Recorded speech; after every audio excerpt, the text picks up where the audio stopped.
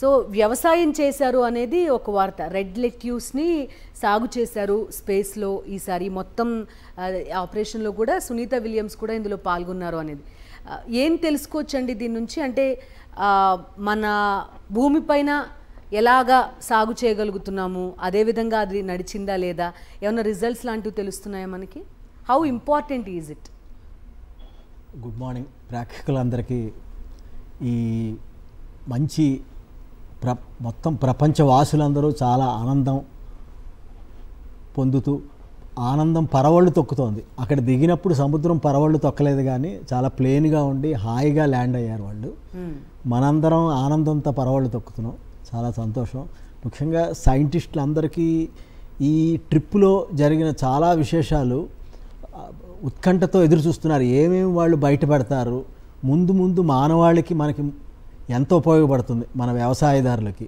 ఇప్పటికే మన ఇండియాలో వ్యవసాయంలో, ఇండియాలో కానీ చైనాలో కానీ ప్రపంచంలో వ్యవసాయంలో చాలా ప్రగతి చెందింది. మీరు అందరూ చూస్తూనే ఉంటారు.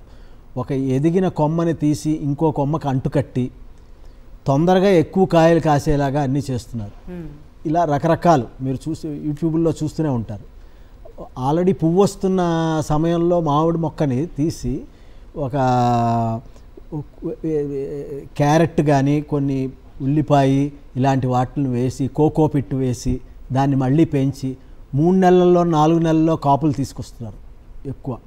ఎందుకంటే జనాభా పెరుగుతోంది, ప్రొడక్షన్ పెరగాలి, అందరికీ ఫుడ్ అందించాలనే ఇది మన వ్యవసాయ సైంటిస్టులందరికీ ఉంది. అలాంటి ప్రక్రియలు అక్కడ ఎలా జరుగుతాయి ఈ అంటుకట్టడాల్లో కానీ? ఒకటి, మనం ఆల్రెడీ కొన్ని కూరగాయలు కొన్ని ఆకుకూరలు పండించారు, అది ఒక వంతు స్పేస్లో పండించారు. మీరు చూడొచ్చు, వాటిని రుచి కూడా చూశారు, దాని యొక్క టెస్టింగ్లన్నీ చేశారు. దాంట్లో ఉండవలసినవన్నీ అన్ని పరిమాణంలోనే అన్నీ ఉన్నాయా, ఏమన్నా తగ్గుతున్నాయా? అలాగే ఒక ఫ్రూట్ ఏదైనా తీసుకున్నారనుకోండి, కూర, ఈ మైక్రోగ్రావిటీ వలన ఆ లోపల కాయ ఎదిగేటప్పుడు దాంట్లో జరగవలసిన ప్రక్రియ, సపోజ్ ఒక బి విటమిన్ కానీ ఇంకోటి ఉందనుకోండి, ఈజ్ ఇట్ యూనిఫామ్లీ డిస్ట్రిబ్యూటెడ్ ఫ్రూట్లో లేదా ఒకచోటే ఉందా? ఇప్పుడు మీరు ఒక మామిడి పండు ఏదైనా సగం రైప్ అయిన చూస్తే పైన కొంచెం పుల్లగా ఉంటుంది, లోపలికి వెళ్ళాక తీయగా ఉంటుంది, ఒక చోట చప్పగా ఉంటుంది. మన ఇండియాలోనే చూస్తుంటాం, కొన్ని పళ్ళు వస్తూ ఉంటాయి. ఈ సీతాఫలాల్లోనే ఒకటి బాగా తీయగా ఉందంటారు, ఇంకోటి లేదంటారు. ఇంత మంచి కండిషన్స్ ఉన్న చోట ఇక్కడే ఇలా అవుతే అక్కడ ఉన్న పరిస్థితుల్లో ఎలా ఉంటుంది? అదొకటే కాదండి, నాకున్న ప్రశ్న ఏంటంటే, జనరల్లీ మనం మొక్క పెరగడానికి, కాయ కాయడానికి ఒకటి కార్బన్ డైఆక్సైడ్ పీల్చుకోవాలి, వాటర్ అవసరం, దానికి సన్ రేస్ అవసరం, పళ్ళు కావాలంటే కనుక పాలినేషన్ జరగాలి అనేది మన. సో మరి అక్కడ అవన్నీ ఎట్లా సాధ్యం? ఇవన్నీ కూడా ఆర్టిఫిషియల్గా చేస్తారా? అదే చెప్తాను చూడండి. అక్కడ మీకు స్పేస్లోనూ ఫుడ్డు, గాలి, నీరు ఇవి కావాలి. మీకు తెలుసు, మీకు ఒక ముందు ఇదివరకు చెప్పాను నేను, యూరిన్ని కూడా దాన్ని చేసి ఫిల్టర్ చేసి దాన్ని వాడుతున్నారు. మనుషులు అక్కడ వాడినప్పుడు కార్బన్ డైఆక్సైడ్లు అవి వచ్చినవి కూడా దాన్ని కూడా సపరేట్ చేస్తారు. అలాగే ఈవీఏ, ఎక్స్ట్రా వెహిక్యులర్ యాక్టివిటీ, ఒక స్పేస్ వాక్ చేసినప్పుడు కూడా సునీత విలియమ్స్ చేసింది, ఆవిడ కూడా చేశారు. ముందు అమెరికన్ ఫస్ట్ అమెరికన్ యువతే చేసింది స్పేస్ వాక్. ఆ బాడీ, ఆ స్పేస్ షూట్లోంచి వచ్చే కార్బన్ డైఆక్సైడ్ని వాటిని అన్నింటిని కూడా తీసి సపరేట్ చేస్తారు. పాసిబుల్లీ ఒక బే అనేది పెడతారు అక్కడ స్పేస్ షటిల్లో, కొన్ని రూమ్స్లో, ఈ మొక్కలు అవి పెంచే చోట. దాంట్లో కావలసినంత పరిమాణంలో ఈ మన దగ్గర వస్తున్న కార్బన్ డైఆక్సైడ్ని అక్కడ వదలడానికి ఛాన్సెస్ ఉన్నాయి. సో మీరు అడిగారు కదా, ఈ ప్రక్రియ జరుగుతుంది. ఆకులు కార్బన్ డైఆక్సైడ్ తీసుకుని వాళ్ళు ఆహారం తీసుకుంటారు, సూర్యరశ్మి ఒకటి వస్తుంది, వీటన్ని ఆ ఎల్ఈడి లైట్లతో కొన్ని క్రియేట్ చేస్తారు. లైటు, సూర్యరశ్మి క్రియేట్ చేస్తారు, ఈ ఇటు నుంచి వచ్చే ఈ కార్బన్ డైఆక్సైడ్ చేసి అది గ్రో చేస్తారు.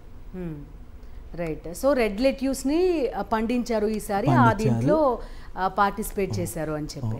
అంటే ఈ నాసా శాస్త్రవేత్తలు మనకు వచ్చిన డేటా పండించారు, బాగున్నాయి, తిన్నాము, రుచిగానే ఉన్నాయి అన్నారు. కానీ అన్ని యూనిఫామ్లీ డిస్ట్రిబ్యూటెడ్ ప్రోటీన్ కాంటెంట్ కానీ, ఒక మినరల్స్ కానీ, పండులో ఉన్న గుణాలు అన్నీ యూనిఫామ్గా డిస్ట్రిబ్యూట్ అయ్యాయా లేదా అనేది మనకు తెలియదు. అర్థమైందండి? తర్వాత ఇంకోటి సిక్నెస్ గురించి చెప్తున్నారు. ఎందుకు ఎన్ని మందులు వాడి ఎంత మంచి ఫుడ్ తీసుకున్నా డాక్టర్ గారు చెప్పచ్చు, ఇప్పుడు మనం నేల మీద ఉన్నప్పుడే మన బాడీలో తల నుంచి కాలు వరకు చూస్తే మన ప్రెషర్ అనేది డిఫరెంట్గా వేరియేషన్స్ ఉంటాయి. అలాంటిది మైక్రోగ్రావిటీ కండిషన్స్లో డిస్ట్రిబ్యూషన్ అనేది చాలా వేరుగా ఉంటుంది. సో అందువలన కొన్ని మానవుడికి అక్కడ ఉండి వచ్చిన మానవులకి సహజంగానే కొన్ని రకాలైన ప్రాబ్లమ్స్ వస్తాయి. డాక్టర్ గారు చెప్పినట్టు నరాల బలహీనత కానీ, ఎముకలు చచ్చుపడిపోవడం కానీ ఇలాంటివన్నీ జరుగుతూ ఉంటాయి. రెగ్యులర్గా మీరు ఎంత ఎక్సర్సైజ్ చేసినా నీ జాయింట్ల దగ్గర ఉండవలసిన పేస్ట్ ఒకటి ఉంటుంది, అని టెక్నికల్ టర్మ్ మర్చిపోయాను, అది గ్రో అయ్యే స్థితి తగ్గుతుంది ఎముక మధ్యలో. దాని ఇప్పుడు ఇక్కడ ఇంజక్షన్లు అవి ఇస్తున్నారు దానికి. ఇలాంటి బోల్డ్ అని ఉన్నాయి. అలాంటివన్నీ కూడా ఇవన్నీ స్టడీ చేస్తున్నారు అక్కడ ఏమిటి అనేది. అందుకే ఇప్పటి వరకు వాళ్ళు ఏదన్నా ఒక జంతువుని కానీ ఒక కోడిని కానీ ఏదన్నా అక్కడ ప్రొడ్యూస్ చేసి ఇప్పటివరకు చూడలేదు. వాళ్ళు ఒక మనిషినే పుట్టించేసే కెపాసిటీకి ముందు వెళ్తున్నారు. ఒక దశాబ్దంలో అయిపోతుంది అక్కడికి, అది కూడా అవుతుంది. ఏలియన్స్ అని అంటున్నాం, మీరు అడగలేదు, అయినా ఒక చిన్న టాపిక్ చెప్దామని వ్యూవర్స్కి. ఈ మధ్య కాలంలో ఆఫ్రికాలోనే ఎక్కడ ఏలియన్స్ కనపడ్డారు అది అంటున్నారు. ఇది అవునా కాదా, జరగచ్చా,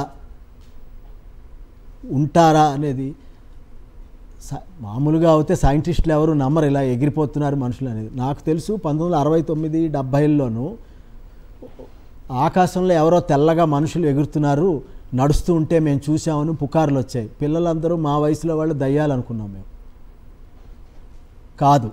ఇప్పుడు నేను చెప్పేది ఏంటంటే చూడండి, మానవుడికి డాక్టర్ గారు చెప్పచ్చు, మనకి గుండె ఉంది.